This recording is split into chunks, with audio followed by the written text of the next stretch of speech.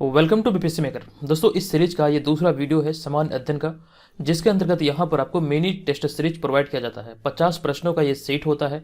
ये आपको हुबहू टेस्ट वाली फीलिंग देता है। और यहाँ पे अगर हम बात करें पासिंग मार्क्स की, तो इस 50 प्रश्नों में से आपको कम से कम 35 प्रश्नों को सही सही हल करना है। अगर आप 35 प्रश्न से अधिक को यहाँ पर सॉल्व करते हैं तो आपको यहाँ पर पास समझा जाएगा, अन्यथा आप यहाँ पर इस वीडियो के माध्यम से आपकी जो तैयारी का आकलन है उसके आधार पर आपको फेल समझा जाएगा। आज के इस वीडियो को शुरू करने से पहले आपको कुछ महत्वपूर्ण जानकारी दे दूं। ये जो वीडियो आप यहाँ पर देख रहे हैं, यहाँ पर सारे प्रश्न जो ये बहुत ज़्यादा इंपॉर्टेंट है।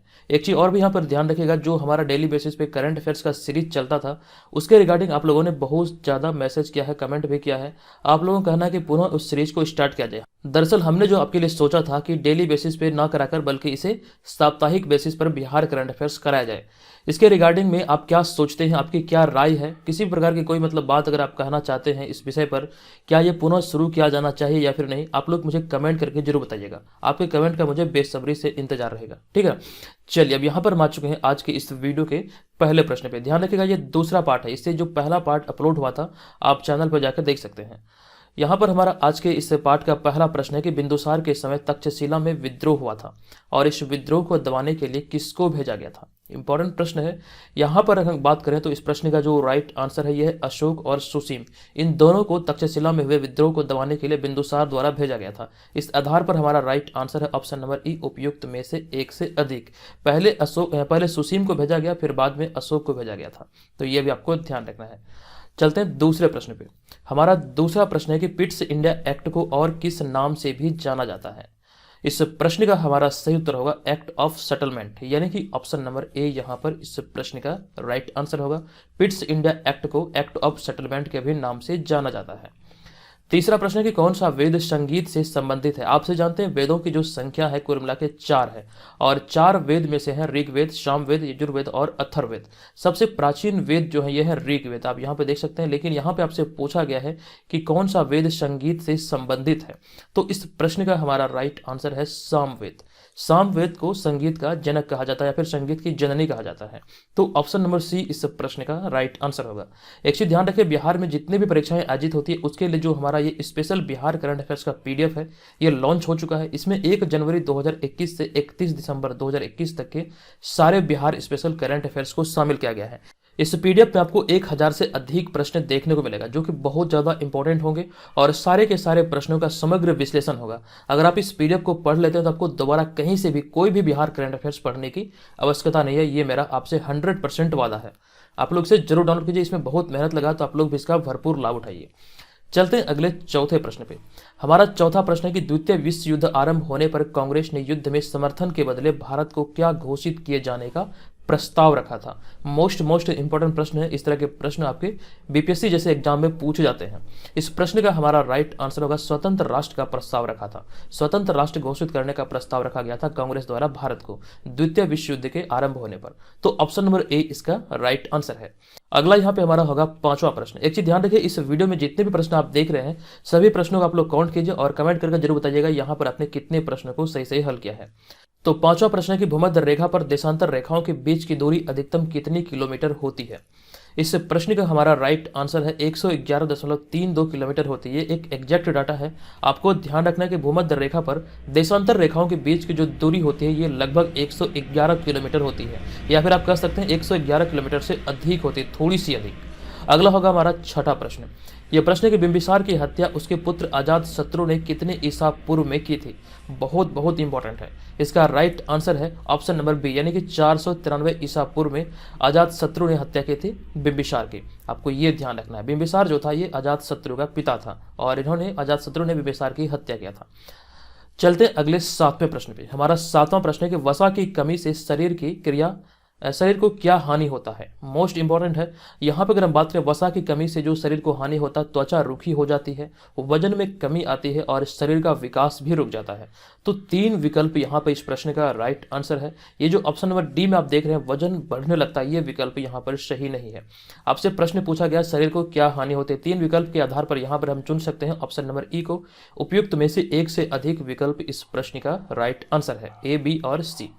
अगला होगा यहाँ पर कि सरल आवर्त गति करने वाला कण जब अपनी गति के अंत बिंदु से गुजरता है तो उसका त्वरण क्या होता है। इस प्रश्न का अगर हम राइट आंसर की बात करें तो इसका right answer option number A, उसका त्वरण जो होता है ये अधिक हो जाता है। इस आधार पर ऑप्शन नंबर ए इस प्रश्न का राइट आंसर है। अगला है कि प्रथम पंचवर्षीय योजना में कौन कौन सी बहुउद्देशीय नदी परियोजना चालू की गई थी। अब यहाँ पर देखिए एक क्लू है इस प्रश्न में छुपा हुआ, कौन कौन सी, यानी कि एक से अधिक यहाँ पर विकल्प सही होने की संभावना है।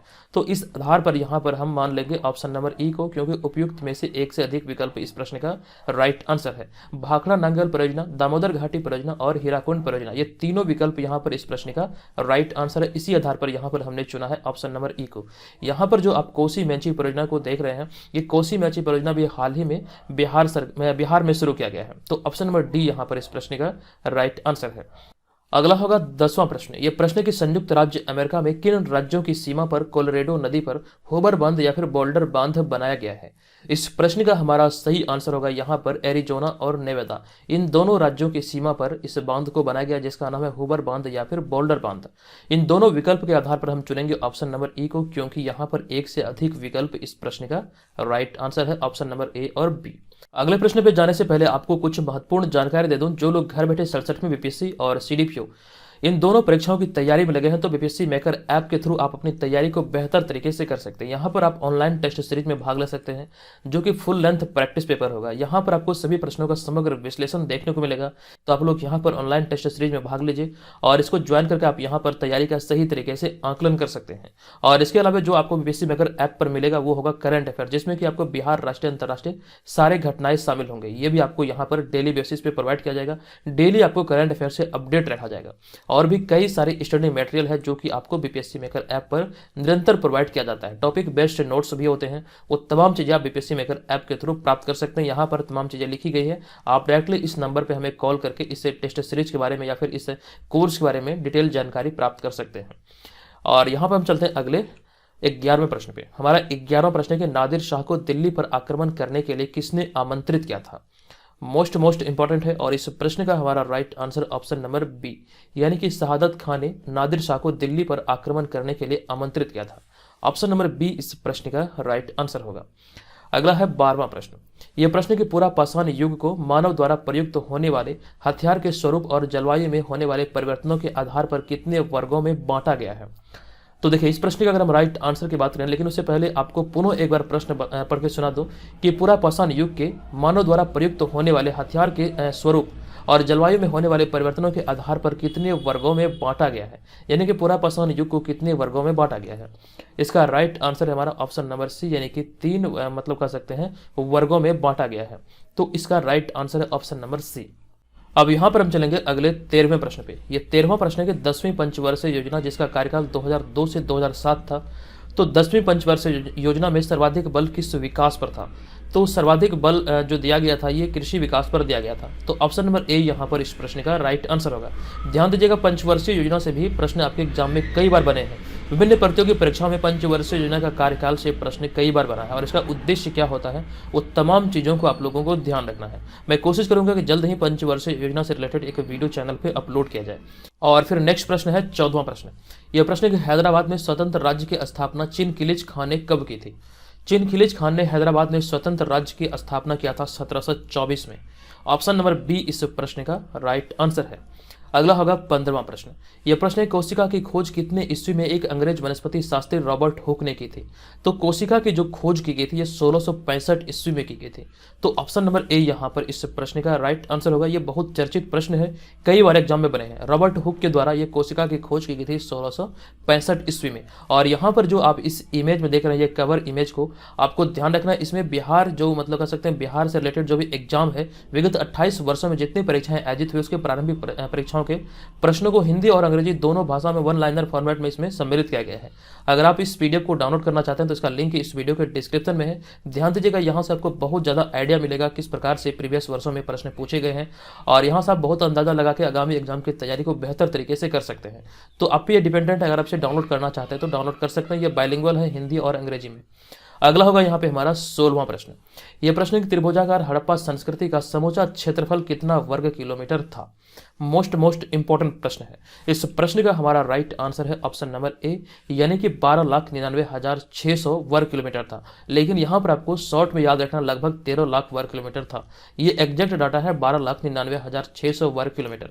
आपको यहाँ पर यह ध्यान रखना, इतिहासकारों के अनुसार ये जो डाटा जारी किया गया है उसी के आधार पर यहाँ पर इसको शामिल किया गया है। आप यहाँ पर याद रखेंगे लगभग 13 लाख वर्ग किलोमीटर। अगला होगा यहाँ पर 17वां प्रश्न। यह प्रश्न है कि बास्केटबॉल खेल की शुरुआत निम्नलिखित में से कब हुई थी। तो बास्केटबॉल खेल की जो शुरुआत हुई थी ये सन 1900 नहीं बल्कि 1891 में किया गया था। तो ऑप्शन नंबर बी इस प्रश्न का राइट आंसर होगा। बास्केटबॉल की शुरुआत सन 1891 में किया गया था। अब यहाँ पर मैं आपसे एक प्रश्न पूछ रहा हूँ, बास्केटबॉल खेल जो आप यहाँ पे देख रहे हैं, इस खेल में खिलाड़ियों की संख्या प्रत्येक टीम में कितनी होती है। आप मुझे कमेंट करके बताइएगा, ये इस वीडियो का प्रश्न है। हमारा अगला होगा 18वां प्रश्न। यह प्रश्न कि बताएं कि प्रकृति में नाइट्रोजन गैस की मात्रा कितना प्रतिशत है। यह प्रश्न बहुत आसान है लेकिन बहुत ज़्यादा इंपॉर्टेंट है। इसका राइट आंसर होगा वायुमंडल में नाइट्रोजन गैस की मात्रा है 78%, यानी कि ऑप्शन नंबर बी इस प्रश्न का राइट आंसर होगा। आप यहाँ पर इसके माध्यम से इसको एकदम से विस्तार से समझ सकते हैं। मान लीजिए ये आपका वायुमंडल है या फिर ये आपका प्रकृति है, और इस वायुमंडल में नाइट्रोजन गैस की जो मात्रा है यह 21 नहीं बल्कि 78%। नाइट्रोजन की जो मात्रा है वायुमंडल में यह है 78%। ये आपको यहाँ से ध्यान रखना है। लेकिन अगर हम बात करें ऑक्सीजन की, तो ऑक्सीजन की जो मतलब कह सकते हैं मात्रा है यह है 21% वायुमंडल में। लेकिन यहाँ पर जो रिमेनिंग 1% बचता है इसमें अन्य गैस है, जैसे कार्बन डाइऑक्साइड और भी कई सारे गैस, कार्बन मोनोऑक्साइड, वो तमाम यहाँ पर 1% में सम्मिलित होते हैं। तो ये आपको ध्यान रखना, 21% ऑक्सीजन है और नाइट्रोजन है 78%। अगला होगा 19वां प्रश्न। यह प्रश्न के प्रकाश संश्लेषण के लिए आवश्यक पदार्थ कौन कौन से हैं। यह प्रश्न भी बहुत ज़्यादा इंपॉर्टेंट है। इसका राइट आंसर होगा यहाँ पर हमारा ऑप्शन नंबर ई, क्योंकि कार्बन डाइऑक्साइड, जल, क्लोरोफिल और सूर्य का प्रकाश, ये चारों के चारों इंपॉर्टेंट है प्रकाश संश्लेषण क्रिया के लिए। इस आधार पर हमारा राइट आंसर होगा उपयुक्त में से एक से अधिक। आपको ध्यान रखना है, पेड़ पौधे दिन के समय में कार्बन डाइऑक्साइड ग्रहण करते हैं और ऑक्सीजन छोड़ते हैं, लेकिन रात के समय में पेड़ पौधे ऑक्सीजन ग्रहण करते हैं, कार्बन डाइऑक्साइड छोड़ते हैं। तो ये भी आपको ध्यान रखना है। अब यहाँ पर चलेंगे 20वें प्रश्न पे। हमारा 20वां प्रश्न है कि विद्युत मोटर एक ऐसा यंत्र है जो कि विद्युत ऊर्जा को किस ऊर्जा में बदल देता है। मोस्ट इंपॉर्टेंट है। इसका राइट आंसर है ऑप्शन नंबर बी, विद्युत ऊर्जा को यांत्रिक ऊर्जा में बदलता है विद्युत मोटर। तो ऑप्शन नंबर बी इसका राइट आंसर है। अगला है 21वां प्रश्न। यह प्रश्न किस वर्ष के 69वें संविधान संशोधन के तहत दिल्ली को विधानसभा युक्त एक केंद्र शासित प्रदेश घोषित किया गया था। अच्छा प्रश्न है और इसका राइट आंसर होगा हमारा ऑप्शन नंबर बी, यानी कि 1991 में। इस प्रश्न को एक बार पुनः पढ़िए कि वर्ष 1991 में 69वें संविधान संशोधन के तहत दिल्ली को विधानसभा युक्त एक केंद्र शासित प्रदेश घोषित किया गया था। आपको ध्यान रखना 1991 यानी कि 1991 इस प्रश्न का राइट आंसर है। अगला होगा यहाँ पर जब एक से अधिक पदार्थ परस्पर अभिक्रिया करके नए पदार्थ बनाते हैं तो ऐसी अभिक्रिया को क्या कहते हैं। बहुत आसान प्रश्न है और बहुत ज़्यादा इंपॉर्टेंट है। इस प्रश्न का हमारा राइट आंसर होगा रासायनिक अभिक्रिया कहलाता है। जब एक या फिर एक से अधिक पदार्थ परस्पर आपस में अभिक्रिया करके एक नए पदार्थ बनाते हैं तो ऐसी अभिक्रिया को रासायनिक अभिक्रिया कहा जाता है। तो ऑप्शन नंबर ए इस प्रश्न का राइट आंसर है। अगला होगा 23वां प्रश्न। यह प्रश्न है कि चालुक्य वंश की स्थापना पुलकेशिन प्रथम ने कब की थी, या फिर चालुक्य वंश की स्थापना कब हुई थी। इसका राइट आंसर होगा ऑप्शन नंबर डी, चालुक्य वंश की स्थापना 543 ईस्वी में पुलकेशिन प्रथम के द्वारा किया गया था। अगला होगा यहाँ पर हमारा 24वां प्रश्न। यह प्रश्न है कि पाकिस्तान एवं अफगानिस्तान से प्राप्त अशोक के अभिलेख में किस लिपियों का प्रयोग हुआ है। यहाँ पर आप ध्यान रखिएगा, इस प्रश्न का हमारा राइट आंसर है ऑप्शन नंबर ई, यानी कि ए और बी, यूनानी और आर्मेइक लिपि का प्रयोग किया गया है।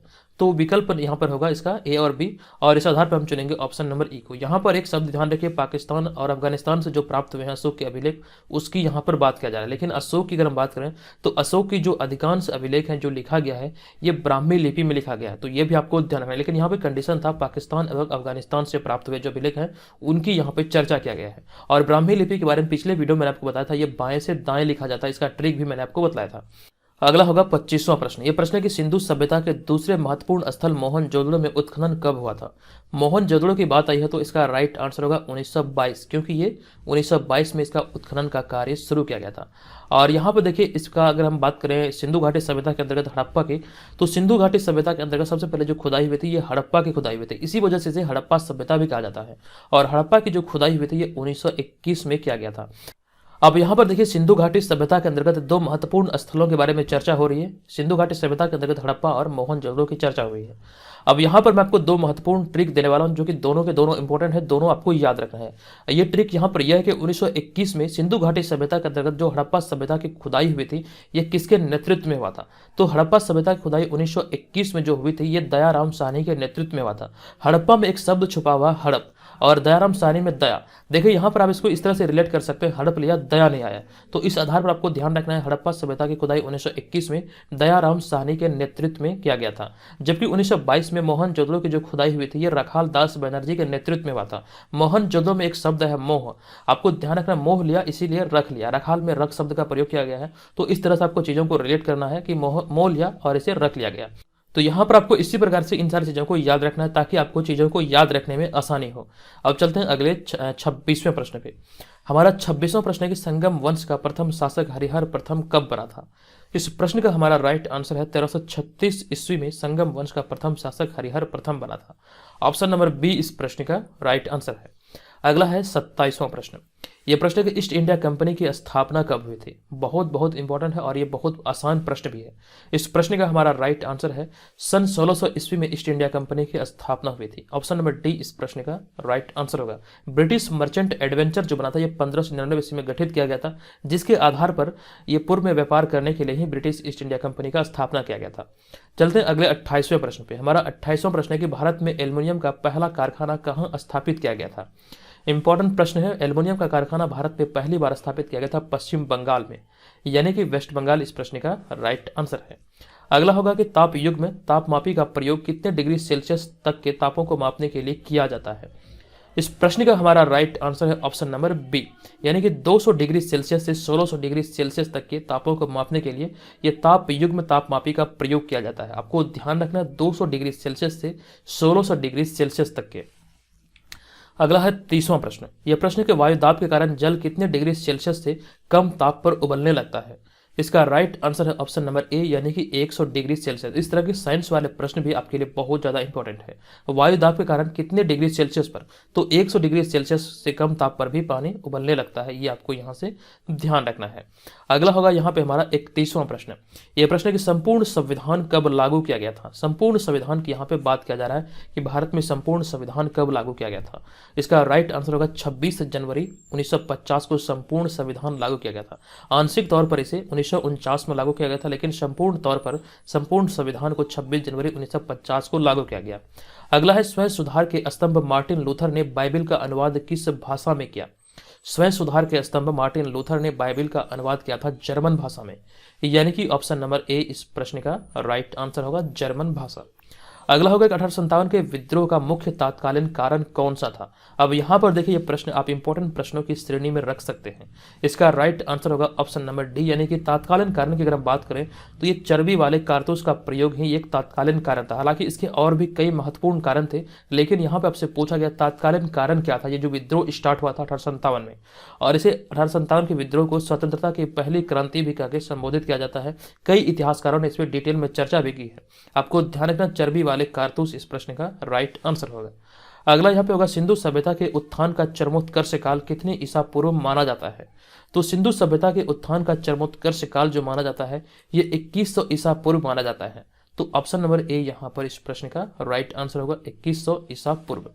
अगला होगा कि सेबी की स्थापना 12 अप्रैल 1988 ईस्वी को की गई थी, परंतु इसे वैज्ञानिक दर्जा, वैज्ञानिक नहीं बल्कि वैधानिक दर्जा यहाँ पे होना चाहिए। वैधानिक दर्जा कब दिया गया था? तो सेबी की स्थापना 12 अप्रैल 1988 को की गई थी, लेकिन इसे वैधानिक जो दर्जा दिया गया था ये दिया गया था 30 जनवरी 1992 को, यानी कि ऑप्शन नंबर डी यहाँ पर इस प्रश्न का राइट आंसर होगा। अगला होगा 36वां प्रश्न। यह प्रश्न है कि सीमांत अस्थायी सुविधा दर रिजर्व बैंक द्वारा कब से लागू एक नई धारणा है? इस प्रश्न का हमारा राइट आंसर है 9 मई 2011 को इसकी शुरुआत की गई थी। और आपको यह ध्यान रखना सीमांत अस्थायी सुविधा दर ये रिजर्व बैंक द्वारा लागू किया गया एक नई धारणा या फिर एक नई पहल है, जो कि 9 मई 2011 को शुरू किया गया था। 9 मई 2011 को इसकी शुरुआत किया गया था। अगला होगा 37वां प्रश्न। श्वसन वह प्रक्रिया है जिसमें प्राणी वायुमंडल से क्या ग्रहण करते हैं? आपको ध्यान रखना, आप सभी जानते हैं ये बहुत इजी प्रश्न है। इसका राइट आंसर है ऑप्शन नंबर ए, यानी कि ऑक्सीजन इस प्रश्न का राइट आंसर है। चलते हैं अगले 38वें प्रश्न पे। 38वां प्रश्न है कि संसार में सर्वप्रथम लिखित संविधान संयुक्त राज्य अमेरिका में 1787 में लागू हुआ था और यह कब से प्रभावी हुआ था या फिर कब से प्रभावी माना जाता है। ये जो लागू हुआ था ये 1787 को लागू हुआ था, लेकिन प्रभावी कब से हुआ था। इस प्रश्न का हमारा right answer option number D 1789 से ये प्रभावी हुआ था। आपको ध्यान रखना, संसार का सर्वप्रथम लिखित संविधान जो है ये यूएसए का संविधान है। चलते हैं अगले प्रश्न पे। हमारा अगला है 39वां प्रश्न। यह प्रश्न है कि दिल्ली का सबसे ऊंचा स्थान भाटी घाट जिसकी लंबाई समुद्र तल से कितने मीटर है। इस प्रश्न का हमारा right answer option number B यानी कि 322 मीटर है। अगला होगा 40वां प्रश्न। यह प्रश्न है कि दिल्ली का विकास अधिनियम कब पारित हुआ था। मोस्ट इंपॉर्टेंट प्रश्न है, दिल्ली का विकास अधिनियम पारित हुआ था 1957 में। आपको ध्यान रखना है ऑप्शन नंबर ए यहाँ पर इस प्रश्न का राइट आंसर होगा। आजादी के 10 वर्ष के पश्चात, 10 वर्ष के बाद ये कह सकते हैं पारित हुआ था। अगला होगा यहाँ पर 41वां प्रश्न। यह प्रश्न है कि देश की कुल कृषि योग्य भूमि के लगभग कितने प्रतिशत भाग पर गेहूं की खेती की जाती है। यह नवीनतम आंकड़ों के अनुसार अगर हम देखें तो इस प्रश्न का राइट आंसर होगा महज 15% भूमि पर ही ये खेती की जाती है। देश में जितनी भी कृषि योग्य भूमि है उनमें से अगर हम बात करें प्रतिशत गेहूं की खेती की तो 15% भूभाग पर ही गेहूं की खेती की जाती है। अगला होगा 42वां प्रश्न। यह प्रश्न है कि लाल सागर और भूमध्य सागर को कौन सा नहर जोड़ती है। बीपीएससी के दृष्टिकोण से बहुत इंपॉर्टेंट प्रश्न है, ये बीपीएससी का प्रीवियस ईयर क्वेश्चन है, ये पूछा हुआ प्रश्न है। इस प्रश्न का हमारा right answer option number B, Suez नहर जो है लाल सागर को भूमध्य सागर से जोड़ती है। ऑप्शन नंबर बी इसका राइट आंसर है। अगला है 43वां प्रश्न। यह प्रश्न है कि हरित क्रांति का सबसे अधिक प्रभाव किस कृषि पर पड़ा है। तो हरित क्रांति का सबसे अधिक प्रभाव अगर किसी कृषि पर पड़ा है तो यह है गेहूं और चावल, यानी कि ऑप्शन नंबर ए और बी इस प्रश्न का राइट आंसर है। ऑप्शन नंबर यहाँ पर विकल्प के आधार पर बीपीएससी के दृष्टिकोण से फाइनल आंसर बनेगा ऑप्शन नंबर ई। अगला होगा 44वां प्रश्न। यह प्रश्न है कि बादामी के चालुक्य वंश की स्थापना किसने की थी। इसका राइट आंसर होगा बादामी के चालुक्य वंश की स्थापना पुलकेशिन प्रथम के द्वारा किया गया था। अगला है 45वां प्रश्न। बौद्ध परंपरा अशोक को कितने हजार स्तूपों को निर्माण करने का श्रेय प्रदान करती है। तो बौद्ध धर्म के अनुसार अशोक को अगर हम बात करें तो इसका राइट आंसर होगा 84,000 स्तूपों का निर्माण करने का श्रेय प्रदान करती है। तो ऑप्शन नंबर सी इस प्रश्न का राइट आंसर है। अगला है 46वां प्रश्न। वैदिक लोगों द्वारा किसका प्रयोग पहले किया गया था। तो वैदिक लोगों के द्वारा जो प्रयोग किया गया था धातु का, इसके तहत अगर हम बात करें तो तांबा का प्रयोग सर्वप्रथम किया गया था। ऑप्शन नंबर बी इस प्रश्न का राइट आंसर है। अगला है 47वां प्रश्न। क्रिकेट खेल में एक टीम में कितने खिलाड़ी होते हैं। इसका राइट आंसर है ऑप्शन नंबर सी, प्रत्येक टीम में क्रिकेट खेल में 11 खिलाड़ी होते हैं, दोनों टीम को मिलाकर 22 खिलाड़ी। अगला होगा यहाँ पे 48वां प्रश्न। यह प्रश्न है कि शिशुनाग वंश की स्थापना शिशुनाग ने कितने ईसा पूर्व में की थी। शिशुनाग के द्वारा शिशुनाग वंश की जो स्थापना किया गया था ये 412 ईसा पूर्व में किया गया था। ऑप्शन नंबर सी इस प्रश्न का राइट आंसर है। अगला होगा 49वां प्रश्न। चंद्रगुप्त मौर्य ने नंद वंश के अंतिम शासक घनानंद को हराकर मौर्य वंश की स्थापना कितने ईसा पूर्व में की थी। इसका right answer option number D यानी कि 322 ईसा पूर्व में इसकी स्थापना की थी। ऑप्शन नंबर डी इसका राइट आंसर है। अगला होगा 50वां प्रश्न कि भारत में सबसे प्राचीन ग्रंथ वेद का शाब्दिक अर्थ क्या होता है, या फिर कह सकते हैं सिंपल शब्दों में कि वेद का शाब्दिक अर्थ क्या है। शायद यह प्रश्न पिछले वाले वीडियो में भी था। वेद का जो अर्थ होता है यह होता है ज्ञान। आपको ध्यान रखना वेदों की जो संख्या है यह 4, ऋग्वेद, सामवेद, यजुर्वेद और अथर्ववेद। इन चारों वेदों में से 3 वेद जो है ऋग्वेद, सामवेद और यजुर्वेद, इन तीनों वेदों को वेद त्रयी के अंतर्गत रखा गया, जबकि अगला जो है अथर्ववेद सबसे अंतिम वेद है, इसे वेद त्रयी के अंतर्गत नहीं रखा जाता है। सबसे नवीनतम वेद है अथर्ववेद और सबसे प्राचीन वेद है ऋग्वेद। ये भी आपको ध्यान रखना है। तो इस आधार पर इस प्रश्न का जो हमारा राइट आंसर है वेद का शाब्दिक अर्थ है ज्ञान, यानी कि ऑप्शन नंबर बी इसका राइट आंसर है। और इसके अलावा एक चीज ध्यान रखें, जो लोग बिहार में आयोजित होने वाले किसी भी प्रतियोगी परीक्षा की तैयारी में लगे हैं तो बीपीएससी मेकर ऐप को जरूर डाउनलोड करें और यहाँ से मेंबरशिप जरूर प्राप्त करें। हमारे जितने भी मटेरियल है वो बहुत अच्छी क्वालिटी की है। यहाँ पर ऑलरेडी 13,000 से अधिक लोग ज्वाइन कर चुके हैं, तो आप भी यहाँ पर बहुत कम कीमत पर इसको ज्वाइन कर सकते हैं, क्योंकि यहाँ पर आपको देखना है क्या क्या मटेरियल मैं आपको प्रोवाइड कर रहा हूँ। ये बहुत अच्छी क्वालिटी का है, आपके लिए बहुत ज़्यादा हेल्पफुल होगा। और इसके अलावा जो हमारा 50 प्रैक्टिस सेट का जो ऑनलाइन टेस्ट सीरीज चल रहा है, आपको इसे भी ज्वाइन करना। और यहाँ पर आपको ध्यान रखना ये केवल और केवल हिंदी भाषा में उपलब्ध है। इसके माध्यम से आप यहाँ पर अपनी तैयारी का सही तरीके से आकलन कर सकते हैं। तो दोस्तों आज के इस वीडियो में इतना ही। मिलेंगे नेक्स्ट वीडियो में नेक्स्ट पार्ट के साथ। आप लोग इसी प्रकार से तैयारी को बरकरार रखें और आप मुझे कमेंट करके बताएं कि ये वीडियो आपको कैसा लगा। तो दोस्तों आज के इस वीडियो में इतना ही। मिलेंगे नेक्स्ट वीडियो में, तब तक के लिए धन्यवाद। जय हिंद।